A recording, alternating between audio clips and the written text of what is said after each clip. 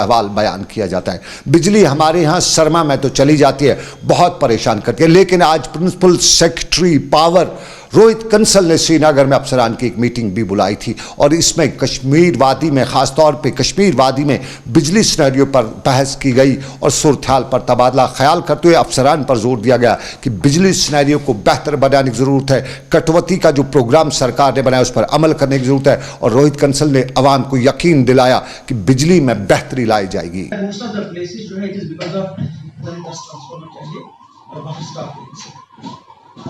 really restricted on T12 Canada के लिए होगा देखिए, आज मैंने कुपवारा और बारामूला ज़िलों का दौरा किया और मेरे साथ डीसी साहिबान हैं, हमारे डिस्कॉम के एमडी हैं और हमने एक्सचेंज AEEs AEs सबके साथ एक तफसीलान मीटिंग की और मीटिंग के बाद हमने कुछ ऐसे अहम फैसलाजात किए जिनसे हमें उम्मीद है कि यहाँ बिजली की पोजीशन में बहुत बेहतरी आएगी।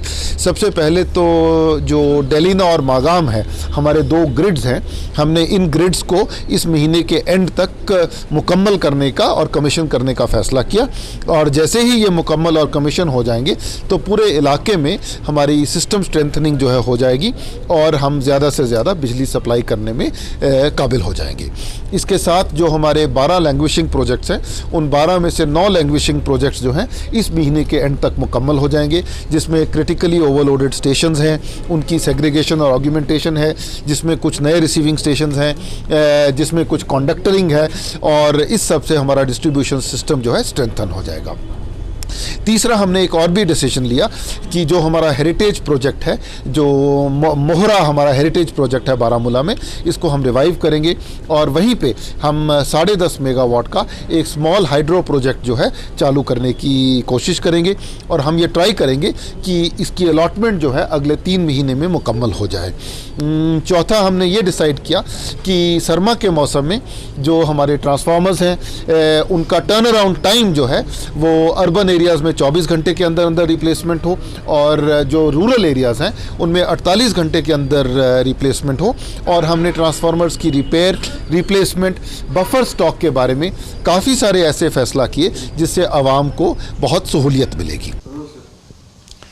बिजली में बेहतरी लाई जाएगी, लेकिन नाजरीन आपको बताते चले कि कश्मीर का टूरिज्म के साथ साथ यहाँ का सेब दुनिया भर में मशहूर है और यहाँ के एग्रीकल्चर सेक्टर से बहुत ज़्यादा उम्मीदें भी हैं और इसी एग्रीकल्चर सेक्टर को बढ़ावा देने के लिए दुबई में नुमाइश है। कोविड के दौरान ही दुबई में लगी नुमाइश में जम्मू कश्मीर भी अपना हिस्सा अदा कर रही है और director horticulture Ejaz Ahmed Dubai में इस वक्त मौजूद है। कश्मीर के टूरिज्म से लेके ट्रेड को प्रमोशन देने के लिए भरपूर इकदाम भी उठा रहे हैं। मेरे साथी सईद रूफ ने एजाज अहमद से दुबई फ़ोन करके पूछा कि क्या है वहाँ पे सूरत-ए-हाल, कश्मीरी ट्रेड और कश्मीरी फ्रूट को किस तरह से वहाँ मान्यता दी जा रही है। तो कुछ बातचीत उनकी जरा भी सुनिए। ये कल जब लॉन्च हो गया यहाँ एप्पल हाइपर मार्केट में जो यहाँ होता है लुलु ग्रुप का, तो मैंने वहाँ भी यही बात की कि ये हमारे लिए एक ड्रीम से कम नहीं है, एक ख्वाब हमारे लिए था कि इंटरनेशनल मार्केट ढूंढना। तो वहाँ उन्होंने जबरदस्त, जो सलीम अली साहब थे लुलु ग्रुप के हेड, उन्होंने बड़े सही अंदाज में फरमाया कि हमें जो भी हो सकता है हमसे वो उसमें हम सपोर्ट करेंगे। वो अपना ऑफिस एस्टेब्लिश कर रहे हैं श्रीनगर में, वो वहाँ प्रोसेसिंग जो पोस्ट हार्वेस्ट में वहाँ भी कुछ कारखाने, कुछ यूनिट लगाना चाहते हैं और उसके लिए हमारे प्रिंसिपल सेक्रेटरी ने उनको कहा कि जब तक आप अपना ऑफिस एस्टेब्लिश करोगे तब तक हम आपको अकोमोडेशन और लॉजिस्टिक सपोर्ट पूरा फराहम करेंगे और वो एम्प्लॉयमेंट एक ड्राइव भी चलाएंगे और जो चार्टर्ड फ्लाइट का अरेंजमेंट है उस पर भी आने वाले टाइम में बात होगी और कोशिश ये रहेगी कि दोनों सरकारों की कि अगर डायरेक्ट वहाँ से ये फ्रूट और वेजिटेबल और जो हम आने वाले टाइम में फिश या वगैरह दूसरी चीजें हैं उनका भी कारोबार हो सकता है, तो उस पर भी बातचीत की गई इसमें। नहीं, एक चीज मैं जानना चाहूंगा, क्या इसमें ग्रोवर का डायरेक्ट कांटेक्ट रहेगा उन एजेंसीज के साथ या यहाँ की सरकार उनके साथ खुद करेगी? ये ग्रोवर का उन एजेंसी के साथ कोई कांटेक्ट नहीं रहेगा? जो कल MOU हुआ है वो डायरेक्ट ग्रोवर्स और लुलु ग्रुप के दरमियान हुआ। हम आने वाले टाइम में भी कोशिश करेंगे ग्रोवर्स को डायरेक्ट जोड़ने की इंटरनेशनल मार्केट में, इसमें कोई दरमियानदारी नहीं होगी। जी जी जी जी। तो इस कदम को आप बैसे डायरेक्टर जो सरबरा आप हॉर्टिकल्चर है, किस तरह देख रहे हैं और क्या आप मानते हैं कि फायदा मिल सकता है यहाँ के ग्रोवर को? रूफ साहब, इसमें जो सैफरान है, सैफरान का भी एक विंडो यहाँ एस्टेब्लिश किया गया है। जो अलमाविया ग्रुप है, उनके जो यहाँ बड़े बड़े स्टोर्स होते हैं, तकरीबन जो भी यहाँ के अलग अलग खिते हैं गल्फ में, उनमें ये स्टोर्स होते हैं। तो वहाँ पर अलग एक विंडोज सैफरान के लिए वो कायम किया गया, क्योंकि अब हमारा सैफरान GI टैगड भी है और इसकी सर्टिफिकेशन भी है। इसमें एक अपना एक लेबॉर्ट्री एस्टेब्लिश हुआ है दुसू पांपोर में, तो उसका भी एक इंटरनेशनल स्टैंडर्ड बन गया है। अब जो दूसरा हमारा एप्पल है वो भी लॉन्च किया गया इस लुलु हाइपर मार्केट में, तो उसको भी आने वाले टाइम में इंशाल्लाह कोशिश करेंगे बढ़ाने की। जो भी तादाद है, चाहे वो एयर हो सकती है या वो समंदरी शिपमेंट हो सकती है कंटेनर्स में, उस पर हम फोकस करेंगे और कोशिश करेंगे कि हमारे फार्मर्स डायरेक्ट अपना यहाँ बिजनेस करेंगे। यही इस समिट का मकसद है। कश्मीर टूरिज्म के सेक्टर पर और ट्रेड के सेक्टर पर कभी जरूर छाएगा, उम्मीद है, क्योंकि दुनिया तरक्की का नाम है। लेकिन इसी तरक्की में कहीं कहीं सियासत भी रोड़े अटकाटती रहती है। इन दिनों सियासत के हर तरफ चर्चे हैं और हर कोई सियासत के इन चर्चों में विकास की बात करता है। 70 साल हो गए हैं आज़ाद हुए, लेकिन अभी भी आज भी पानी, बिजली, सड़क से हिंदुस्तान के अक्सर शहर महरूम हैं और उसके लिए जिम्मेदार सियासतदानों को ही बताया जाता है कि सियासतदानों ने सही तौर पर आवाम की खिदमत की होती तो आज हम चांद पे जाने की बात करते, पानी, बिजली, सड़क नहीं ढूंढते। कश्मीर में भी इंतखाबात के दौरान बड़े वादे किए जा रहे हैं। बीजेपी कहती है कि यहां तो जो शहद की नदियां बहाई जाएंगी। गुपकार अलायंस कहता है कि हमारे यहां बहुत सी मुसीबतें हैं और आम लोग भी सियासत के इस जमेले में ऐसे फंसे हैं कि कुछ समझ नहीं पा रहे। मेरे साथी सईद तजुमुल ने मरकजी लीडर बीजेपी के शाहनवाज हुसैन से ही पूछा कि ये सारे जमेले और इन जमेलों में बीजेपी क्या करेगी? क्या वाकई में यहां शहद की नदियां बह पाएंगी? ऐसा मुमकिन है? लगता तो नहीं। शाहनवाज हुसैन से मेरे साथी सईद तजुमुल की बात। गुलिस्तान टीवी के जरिए कश्मीर की आवाम से कहना चाहता कि हमारा कमिटमेंट है, हमारा वादा है कि आपको बिजली, पानी, सड़क देंगे। हमारे प्रधानमंत्री का वादा है कि इसको टूरिज्म का दुनिया का हब बनाएंगे। कश्मीर के जवान रोजगार देने वाले बन जाएंगे। इतना टूरिज्म आगे बढ़ेगा क्योंकि अमन के साथ टूरिज्म है। टेररिज्म और टूरिज्म का कोई रिश्ता नहीं। तो यहाँ आज अमन अमान है। बीजेपी का झंडा सब जगह लहरा रहा है, बड़ी तादाद में लोग आ रहे हैं। हमारे साथ जितने लोग खड़े हैं ये यहीं के हैं। तो मैं मानता हूँ कि ये बड़ी ताकत है।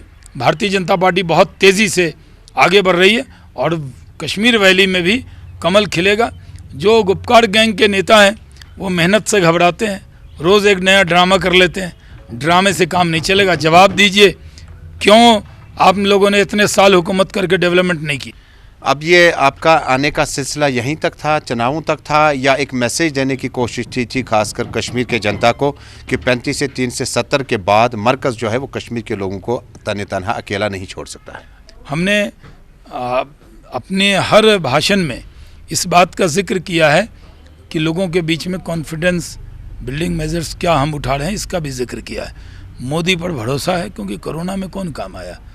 यह सियासत का जमेला और उसी सियासत के जमेले में छठा पड़ाव भी अब आने जा रहा है और छठे पड़ाव के लिए सरकारी तौर पर तैयारियां भी की जा रही हैं। 6 फेज इलेक्शंस DDC के और इन इंतखाबात में जहां अब तक 5 मरहले जो मुकम्मल हुए हैं, जहां लगभग 30% के करीब वोटिंग हुई है, उस पर भी लोग कहते हैं कि वो वोटिंग नहीं हुई जो जम्मू में हुई, जो मुल्क में होती रहती है। कम वोट परसेंटेज हुई। ताहम आगे के लिए सरकार उम्मीद लगाई हुई है कि अच्छी खासी वोटिंग भी होगी। लेकिन इसी वोटिंग के बीच में स्कूल और तालीम की इफादियत काफ़ी अहम मानी भी जाती है और सरकारी स्कूलों में एनरोलमेंट कम होने की वजह से अक्सर सरकारी स्कूलों पर सवाल भी उठते हैं। लेकिन हमारे सरकारी स्कूलों के असातिज़ा भी कुछ कभी कभी ऐसा कर जाते हैं कि सबसे वाहवाही लूट लेते हैं। कलारूस सरहदी ज़िला कुपवाड़ा के एक ऐसा इलाका है जहां तालीम दूर दूर तक पहुंचाने की कोशिश की जा रही है लेकिन पहुंच नहीं सकती है क्योंकि पहाड़ी इलाका है। सरकारी स्कूलों में वहाँ इनरोलमेंट कम है और इस चीज़ को लेके वहाँ के मुकामी असातिज़ा ने शुरुआत की है और मोहम्मद अशरफ से लेके ZDO कलारूस ने भरपूर कार्रवाई करते हुए घर घर जाकर इनरोलमेंट की कोशिश की, जिसके मुस्बत नताइज भी निकल रहे हैं। अच्छी खबर ये है सर, हमारे प्राइवेट स्कूलों से भी बच्चे आ रहे हैं। शुक्र है, मेरे पास अल्फाज नहीं है कि इतने मेहनती उस्ताद है यहाँ पे पोस्ट और यहाँ का हेडमास्टर बहुत ही डेडिकेटेड और सिंसियर है। अपनी मोटिवेशन से इसने इंग्लिश मीडियम स्कूल सरहदी जिला कुपवाड़ा के कलारूस के असातिज़ा की एक कोशिश, काबिल तहसीन कोशिश, और उसके लिए मुबारकबाद के हकदार भी। लेकिन हम मुबारकबादी की बात करें तो बच्चों को और मुबारकबादी देनी ही पड़ेगी, क्योंकि बच्चे पिछले 1.5 साल से स्कूल नहीं जा चुके हैं और इस 1.5 साल के दौरान आमतौर पे बच्चे जहनी तौर पर चिड़चिड़े भी हो गए हैं। तो कहीं न कहीं एक बार फिर सरकार ने आज छुट्टी का ऐलान किया, विंटर ब्रेक का ऐलान किया। ये विंटर ब्रेक से कहीं बच्चे चिड़चिड़े हो जाएंगे, कुछ असातिज़ा खुश भी हो जाएंगे क्योंकि मौका मिला उनका। लेकिन मेरे साथी इरफान फाजिल बता रहे हैं आपको कि स्कूल के हवाले से, छुट्टी के हवाले से क्या किया है सरकार ने फैसला। तालीम, एजुकेशन और साथ ही साथ अगर देखा जाए तो कोविड-19 में सबसे ज्यादा इफेक्ट रही, और उसके साथ साथ बात करें जम्मू कश्मीर के स्कूल्स भी बंद रहे। स्कूलों के साथ साथ अगर बात करें तो ऑनलाइन एग्जामिनेशन, और वो ऑनलाइन एग्जामिनेशन हो या ऑनलाइन पढ़ाई, जहां पर 2G का सहारा ही इस वक्त यहां के लोग ले रहे हैं। एक जानिब अगर बात करें तो कई सारी खबरें 4G को लेकर है, मगर अभी तक 4G रिस्टोर नहीं हुआ है। मगर अब खबर यह है कि विंटर जोन को लेकर बात करें तो स्कूल महकमे की तरफ से सरकार ने एक हुक्मनामा जारी कर दिया है। विंटर वेकेशन जो कि हर साल होती है और इस बारी 21 दिसंबर से लेकर